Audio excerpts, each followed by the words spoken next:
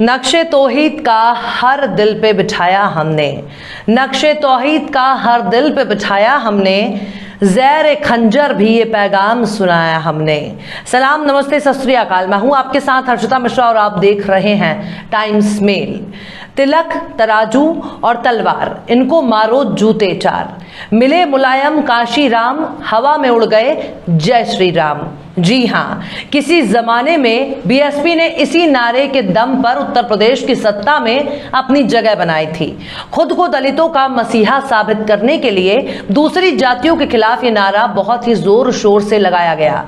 BSP के साथ दलित, पिछड़े और मुसलमान भी धीरे धीरे जुड़ने लगे। लेकिन अब तो बीएसपी ने अपना रंग ढंग ऐसा बदल दिया है कि अब बसपा प्रमुख मायावती को सवर्णों के अलावा कोई दिखाई ही नहीं देता। यूपी में मायावती ने खुद को ब्राह्मणों का सबसे बड़ा हितैषी साबित करने के लिए क्या कुछ नहीं किया।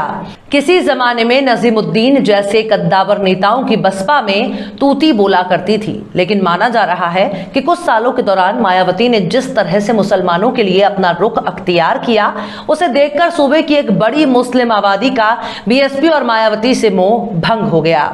अब मायावती ने जिस तरह से बाहुबली मुख्तार अंसारी के लिए अपनी पार्टी के दरवाजे बंद कर दिए, उससे तो एक बात और साफ होने लगी है, शायद मायावती को मुसलमान वोट नहीं चाहिए।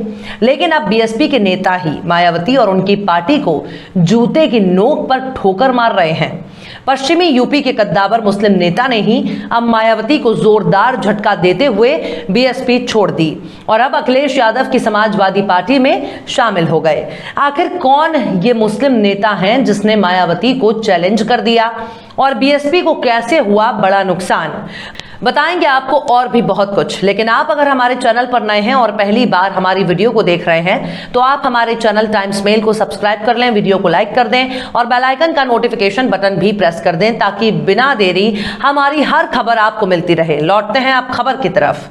उत्तर प्रदेश विधानसभा चुनाव से पहले सियासी दल और अपने नफा नुकसान देखकर अपनी सियासी मंसूबे को दुरुस्त करने में लगे हैं, तो नेता अपने यूपी में मायावती से मुस्लिम नेताओं का तेजी से मोहभंग हो रहा है और वो बसपा का साथ छोड़कर सपा और दूसरे दलों का दामन थाम रहे हैं। खासकर पश्चिम यूपी में तो तमाम बड़े मुस्लिम नेता बसपा के हाथी से उतरकर साइकिल की सवारी करने जा रहे हैं, तो कुछ लोग दल में एंट्री कर रहे हैं। लेकिन अब बसपा प्रमुख मायावती को पश्चिम यूपी में एक बड़ा झटका लगा है। मुजफ्फरनगर जिले के कद्दावर मुस्लिम नेता और साबिक सांसद कादिर राणा ने बसपा का दामन छोड़ दिया है और सीधे अखिलेश यादव की मौजूदगी में सपाई हो गए हैं। कादिर राणा के बसपा छोड़ने के साथ ही बसपा में कद्दावर मुस्लिम नेताओं की कमी हो गई है। दूसरे जिलों में बसपा का यही हाल है। बिजनौर, हापुड़ और पश्चिमी यूपी के दूसरे जिलों का है जहां मुस्लिम नेताओं का बसपा से मोह भंग हो गया है और उन्होंने दूसरी पार्टियों का दामन थाम लिया है। समाजवादी पार्टी से अपने सियासी करियर शुरू करने वाले कादिर राणा 1993 में चुनाव हारने के बावजूद कुछ महीने बाद ही पार्टी टिकट पर एमएलसी चुने गए थे। इसके बाद उन्होंने सियासत से मुड़कर नहीं देखा। आरएलडी के टिकट पर विधायक और फिर बसपा के टिकट पर लोकसभा चुनाव जीता, लेकिन 2013 मुजफ्फरनगर के सांप्रदायिक दंगों के बाद वक्त ने करवट बदली और अब कादिर राणा का मिजाज ऐसा पलटा कि वो बसपा छोड़कर सपा में घर वापसी कर गए हैं। कादिर राणा के बीएसपी को टाटा बाय बाय करने के बाद मुजफ्फरनगर में बसपा के पास एक भी बड़ा मुस्लिम लीडर नहीं बचा जिसके दम पर मायावती मुस्लिमों से वोट मांग सके। कादिर राणा से 10 दिन पहले उनके छोटे भाई और पूर्व विधायक नूर सलीम राणा ने बसपा को अलविदा कहकर आरएलडी का दामन थाम लिया था। मीरापुर से बसपा विधायक रहे मौलाना जमील अहमद कासमी भी आरएलडी में जा चुके हैं। पश्चिम यूपी के दिग्गज नेता और पूर्व विधायक नवाजिश आलम भी बसपा छोड़ चुके हैं। नवाजिश के अब्बा यानी पूर्व सांसद अमीर आलम भी बसपा को अलविदा कह चुके हैं। बाप बेटे दोनों ही आरएलडी में शामिल होकर जयंत चौधरी को मजबूत करने में जुटे हैं। सहारनपुर में बसपा के दिग्गज नेता रहे माजिद अली भी पार्टी को छोड़ चुके हैं। माजिद अली सहारनपुर के जिला पंचायत अध्यक्ष रह चुके हैं और 2017 में देवबंद सीट से चुनाव भी लड़ चुके हैं। वही हाल बिजनौर में हुआ है। बिजनौर में पूर्व विधायक शेख सुलेमान बसपा से सपा में शामिल हो चुके हैं। बीएसपी से 2 बार के विधायक रहे शेख मोहम्मद गाजी भी हाथी से उतरकर चंद्रशेखर की आजाद समाज पार्टी में शामिल हो चुके हैं। शहनवाज राणा पहले ही बसपा छोड़कर आरएलडी में शामिल हो गए हैं। हापुड़ में भी ऐसा ही मंजर है। हापुड़ से विधायक असलम चौधरी भी बसपा से मुंह फेर चुके हैं और वो सपा के साथ खड़े हो गए हैं। गाजियाबाद के लोनी से पूर्व विधायक जाकिर अली भी बसपा से सपा में शामिल हो गए हैं। पिछले 8-9 साल से बसपा का सियासी ग्राफ नीचे गिरता जा रहा है। 2014 के लोकसभा चुनाव में बसपा का खाता ही नहीं खुला और 2017 के विधानसभा चुनाव में सबसे खराब प्रदर्शन करते हुए महज 19 सीटें ही जीत सकी थी। लेकिन उसके बाद से ये आंकड़ा घटता ही जा रहा है। बसपा के साथ 7 विधायक ही बचे हैं और बाकी विधायक बागी हो गए हैं। बसपा के बागी विधायक और असलम रायनी और मुजतबा सिद्दीकी सपा के संपर्क में बताए जा रहे हैं, जो अपनी सदस्यता को बचाए रखने के लिए सदस्यता ग्रहण नहीं कर रहे हैं। ऐसे ही पूर्वांचल में अंसारी बंधुओं का भी बसपा से मोह भंग हो गया।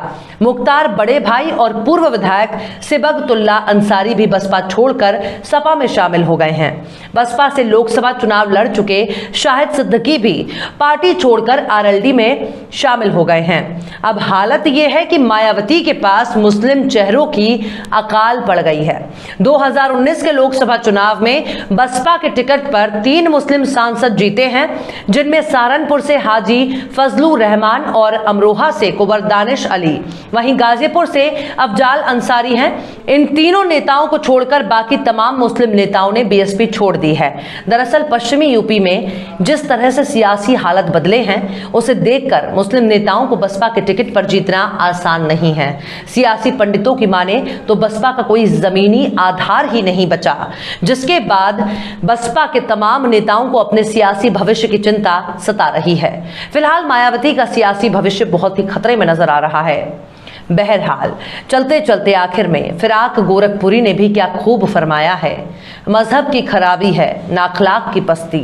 मजहब की खराबी है ना अखलाक की पस्ती, दुनिया के मसाइब का सबब और ही कुछ है। फिलहाल इस वीडियो में बस इतना ही। ये वीडियो आपको कैसा लगा कमेंट बॉक्स में आप जरूर बताइए।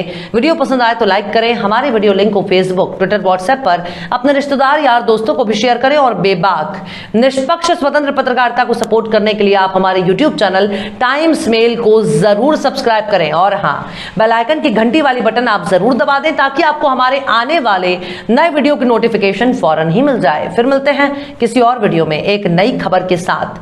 हर्षिता मिश्रा को दीजिए इजाजत। जय हिंद।